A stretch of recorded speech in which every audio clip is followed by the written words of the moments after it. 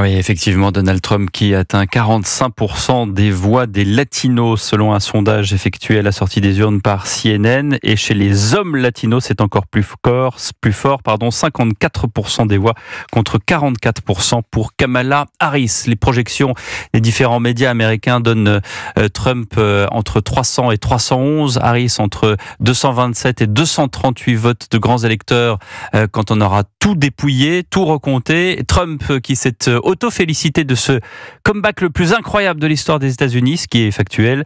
Emmanuel Macron, lui, a été l'un des premiers à féliciter Donald Trump en disant qu'il était prêt à travailler ensemble. Un tweet envoyé très tôt avec des mots choisis et aussi le déploiement d'un étrange bouclier franco-allemand. On va voir tout ça. Bonsoir Jacques Sorel. Bonsoir Pierre, bonsoir à tous. Le président français qui vient d'ailleurs de s'entretenir au téléphone avec Donald Trump. Oui, le président s'est entretenu avec Donald Trump il y a 1h à 18h. Cet appel téléphonique a duré 25 minutes.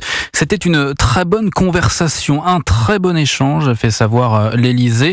Emmanuel Macron et le futur président américain ont échangé sur les grandes crises internationales, l'Ukraine et le Moyen-Orient, rapporte le palais de l'Élysée. Tous les deux ont marqué leur détermination à œuvrer pour la paix et la stabilité. C'était une conversation chaleureuse et très franche, affirme l'entourage d'Emmanuel Macron. Leur échange a été marqué par l'antériorité de leur relation. Pour rappel, entre 2017 et 2021, Emmanuel Macron a déjà eu affaire à Donald Trump. Alors ce matin, le chef de l'État avait d'abord contacté le chancelier allemand Olaf Scholz, car il faut le dire, cette élection rebat un certain nombre de cartes, à commencer, je vous le disais, par la guerre en Ukraine. Donald Trump avait notamment promis d'y mettre fin en 24 heures.